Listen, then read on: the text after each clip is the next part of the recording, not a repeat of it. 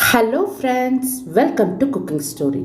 இன்றைக்கி நம்ம என்ன பார்க்க போகிறோன்னா, சளி பிடிச்சிருச்சுன்னா கட்டாயம் செய்ய வேண்டிய குழம்புங்க, தூதுவளை குழம்பு.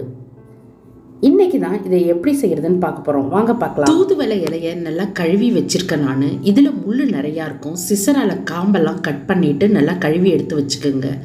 இந்த தூதுவளை கூட நாவுரி தழைன்னு வாங்க, அது இருந்தாலும் சேர்த்துக்கலாம். கல்யாண முருங்கை இருந்தால் சேர்த்துக்கலாம். இப்போல்லாம் எங்கள் ஊர் சைடு கூறாவே விற்கிறாங்க.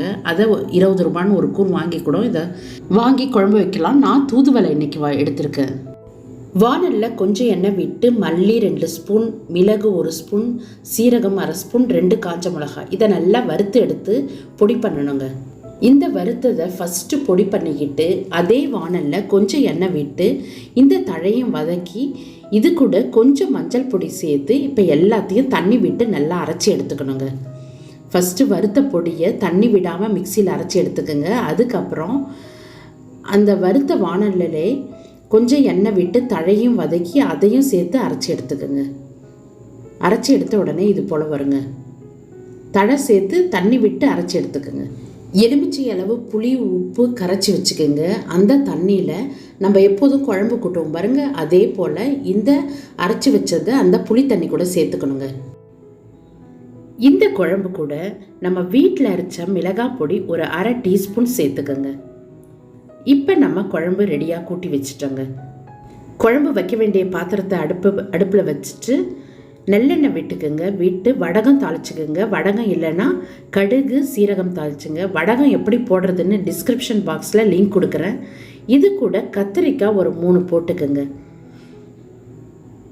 வெங்காயம் தக்காளிலாம் இதுக்கு அவசியம் இல்லைங்க. இது கூட ஒரு 2 கைப்பிடி பூண்டை நல்லா தட்டி வச்சு அதையும் இந்த எண்ணெயில் வதக்குங்க. சளி பிடிச்சதுன்னா இது போல் குழம்பு செஞ்சு சாப்பிட்டா கண்டிப்பாக சளி சரியாயிடுங்க. இப்போ கத்திரிக்காயும் பூண்டும் நல்லா வதங்கின உடனே நம்ம கூட்டி வச்ச குழம்ப இதில் ஊற்றிட வேண்டியதாங்க. பூண்டை இது போல் வதக்கியும் போடலாம், இல்லைனா தட்டி வச்ச பூண்டை நம்ம குழம்பு கூட்டி வச்சுருக்கோம் பாருங்கள், அதுலேயும் சேர்த்துக்கலாம். இப்போ இந்த குழம்ப நம்ம வதக்கினது கூட சேர்த்துக்க வேண்டியது தான்.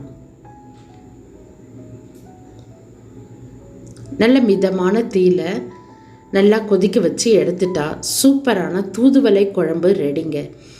இது சளிக்கு நல்ல மிகச்சிறந்த அருமருந்து.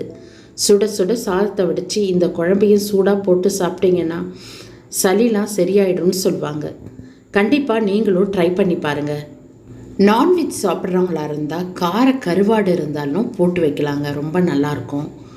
கார மீன் கூட ஒரு சிலர் போட்டு வைப்பாங்க. கண்டிப்பாக சளி பிடிச்சா இந்த குழம்ப வச்சு பாருங்கள்.